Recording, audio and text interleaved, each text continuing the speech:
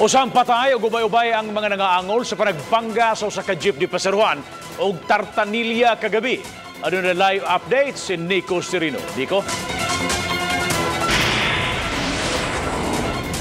Yes, Bob, freak accident kung mahulagway sa mga otoridad.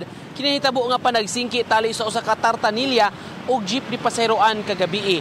Dunay pasangil nga giingong nag-wild ang kabayo apan gimakak kini sa parehong tag-iya ingon man sa paradista. Pasado alas 9 kagabi, nahitabo ang aksidente sa may C. Padilla Street at bang sa karaan nga Hay-Alay. Nagkaengkwentro kining pampasaherong jeepney nga may rotang Inayawan, Colon ug usa ka Tartanilla. Ang hitabo misangpot sa pagkabali sa baras-baras o kining kahoy nga nagsumpay sa kabayo ngadto sa iyang parada o Tartanilla. Ang kahoy mo'y nakaigo sa gusok sa pasahero sa PUJ. Patay si Jerry Bacalso, 27 anyos, human maigo og matusok sa iyang gusok. Pauli na unta niyadtong higayuna si Jerry paingon sa barangay Inayawan. Ang iyang pamilya naglisod pagdawat sa nahitabo. Nag-uol yun mi kay murag di mi kadawat ba. Kay kato siya buutan kay nga pagkaigsuon, wag yun mi kasaway ato kay may gyud kay to siya man gani ang naghandol kaya akong papa namatay pag 2016 niya mo na siya napuli sa obligasyon siya nagbuhi ron sa mama. Gawas sa namatay, may laing upat pa ang nasamdan sa insidente gikan sa pasahero sa Tartanilla ug sa PUJ. Gipriso karon sa police station ang driver sa PUJ ug kotsero. Nangayo sila og dispensa sa pamilya sa namatay kay matud pa wa may gusto nga mahitabo kini. Ako sa kay padagan ba ni counter plus siya sa tuan niya na sangit ko mo nabali akong pasbaras nasod ang pasbaras sa jeep pa. Mo to naigwa sa hero. Lagi na kuskuan dapat sa parking tunga na pero ko mulabang sa solid line.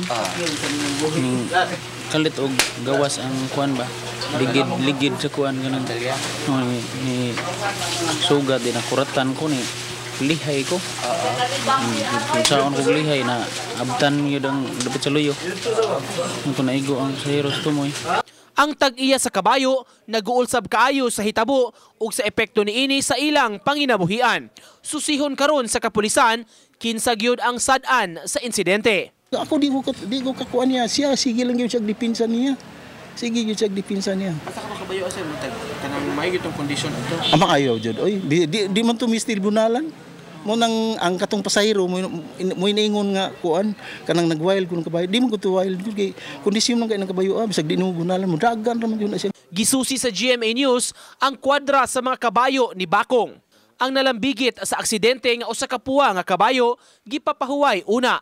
Matud sa caretaker may mga gagmayng samad kini nga naangkon.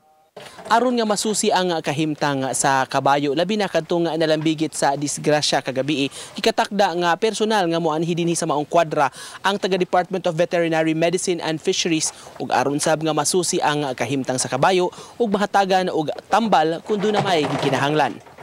We want to make sure nga ma-address whatever injuries nga yan na-sustain atong accident. So probably mga basic siguro kay kuan adto is mga trauma. So pwede naghubag yan tiil. Apparently na siya mga samad man sa tuhod.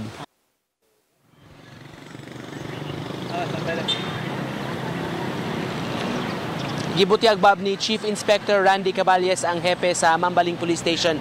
Nagpadayon pa ang ilang subsub nga investigasyon kung kinsa gyud ang matumbok nga responsable niining maong aksidente labi na ngay managlahi man kining bersyon sa kotsero ingon man sa PUJ driver. Tinguha sab sa kapulisan nga makasecure sila og CCTV footage sa dapit aron makatabang sab sa ilang nagpadayon nga pakisusi kabahin niadtong nahitabo nga aksidente. Bob.